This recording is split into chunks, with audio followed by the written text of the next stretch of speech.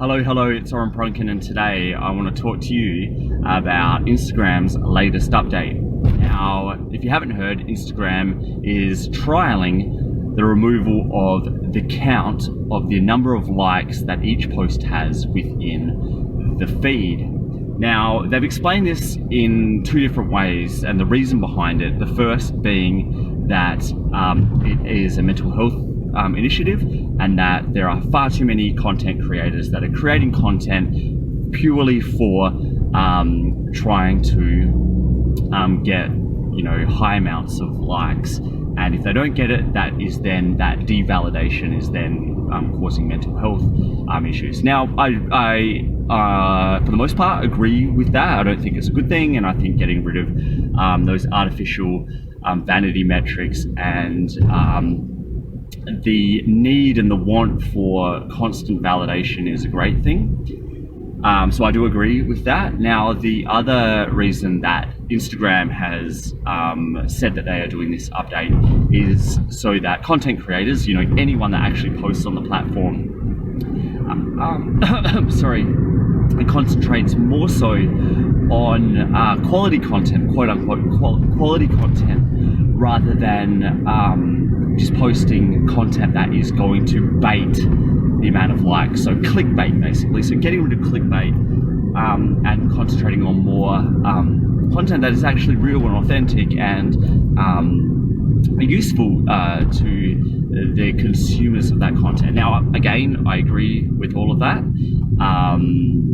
We live in an attention deficit society, and sometimes you do need to use clickbait to get people's attention because it's like drinking out of a fire hose. So, I do agree with some of it, but I also think there is some counter arguments to clickbait style content. Now, on the whole, I agree with both of those reasons that Instagram is giving to get rid of, hiding the amounts of likes posts get. Now, I need to clarify that the hiding of the amount of likes posts get is hidden to any user. Now, if you're a content producer, you can actually see, of course, how many likes, a total tally of how many likes that you get, but to a user that's looking at that content, they can't actually see that, the aggregate number. They have to scroll through and mentally count out all of the different likes. If you've got hundreds and thousands, people are just going to give up, right?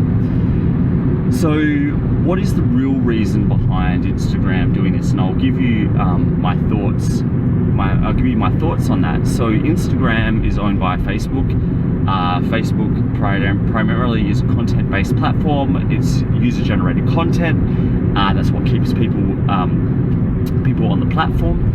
And people on the platform, they're consuming content, and just like old media, newspaper, television, radio, people consuming that content on there, and it's built towards selling advertising. So the advertising model is what Facebook has, and thus Instagram. So where does this actually connection come in? So you can buy advertising on Instagram, and you can come up in stories or on the feed.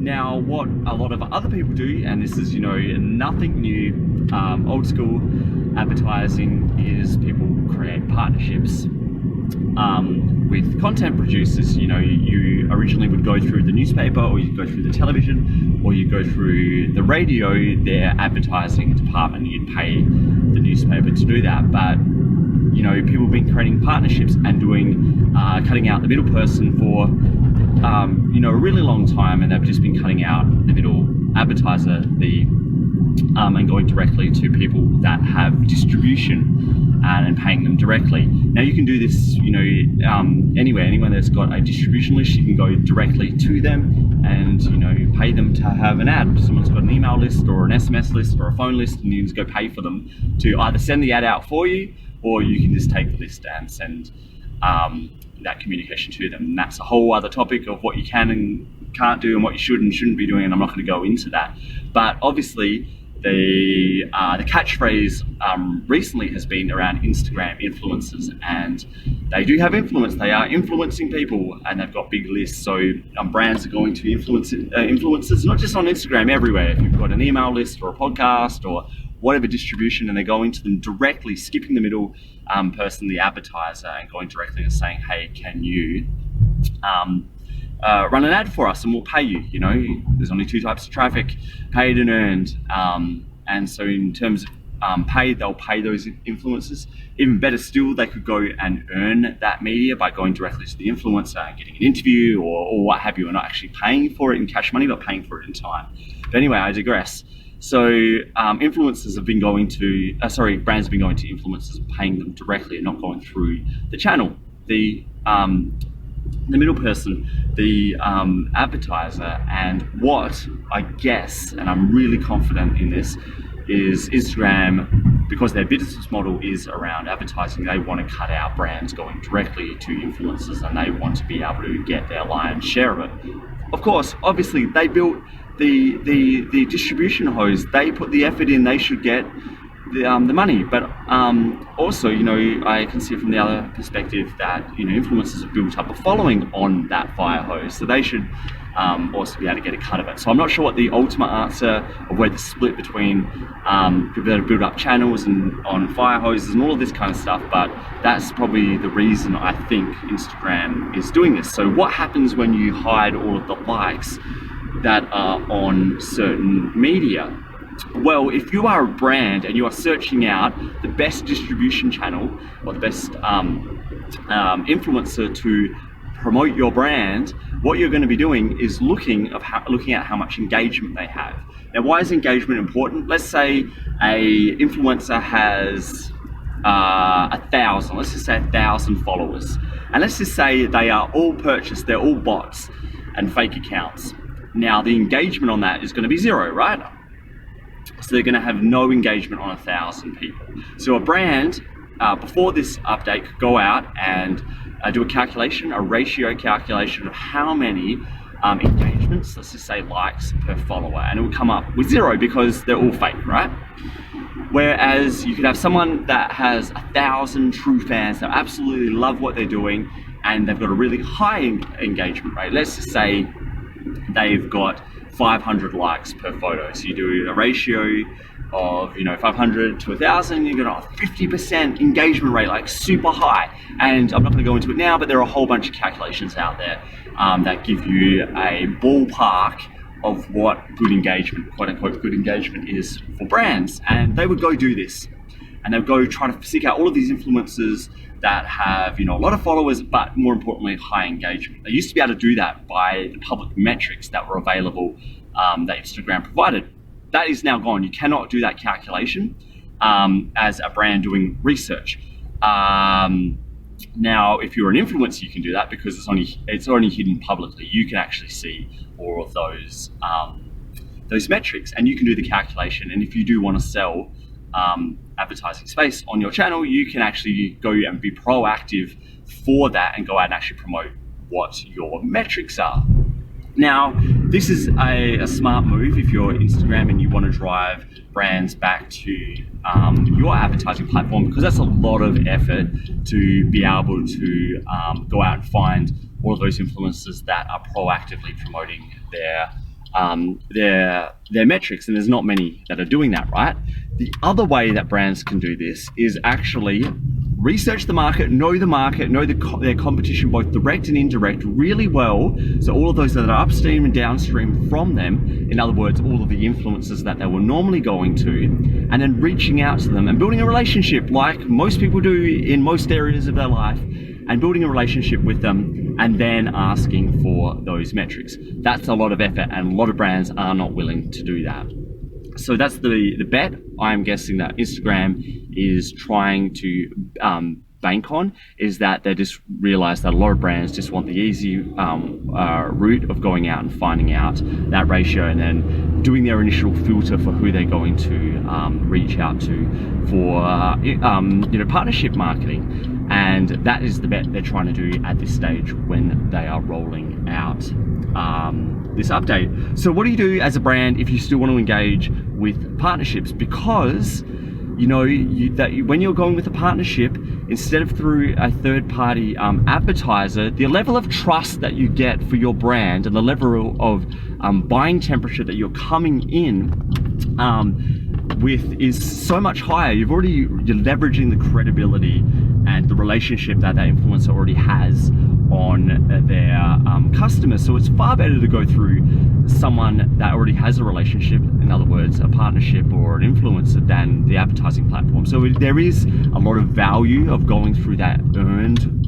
channel, and even if you have to pay for an earned channel rather than just paying directly through an advertising channel, is, you know, a really smart thing. So if you're a brand and you're still wanting to know what you should be doing with this, it goes back to the statement that I said before, is about go back to what we do in all of the other areas of our life, and what we should be doing through all of our marketing and sales is building relationships with, you know, our customers and prospects, but also building, in this instance, relationships with the partnerships that you want to go out and create. There are no shortcuts. There are no ways that you can just skip the process, because in the end, you need to build a relationship, and that's what is going to eventually help your brand. Even though in the past you could just reach out, do a calculation of the ratio, reach out, it's just a commodified transaction with that influencer. There is no real value, and you're not going to be able to push that out and get you know, earned media from them or earn traffic from them later on. So you're not actually in a worse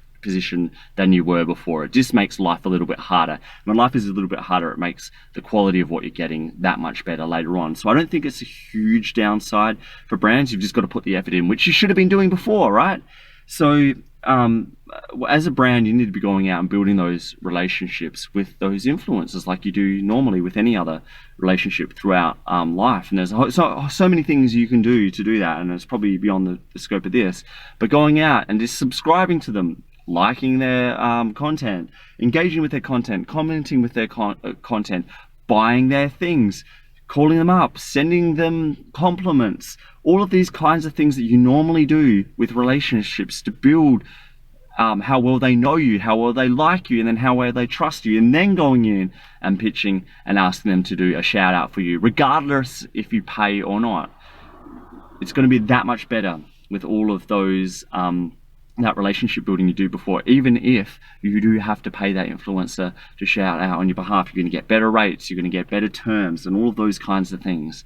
So that's what you should be really doing with as yourself, with a brand, as a brand, with this new update that that Instagram has come with. Now on the flip side, I just really want to mention this really quickly, on the flip side, as a consumer, when you actually go and engage with content, you're not actually competing against all of these other people. You're not in this big sea of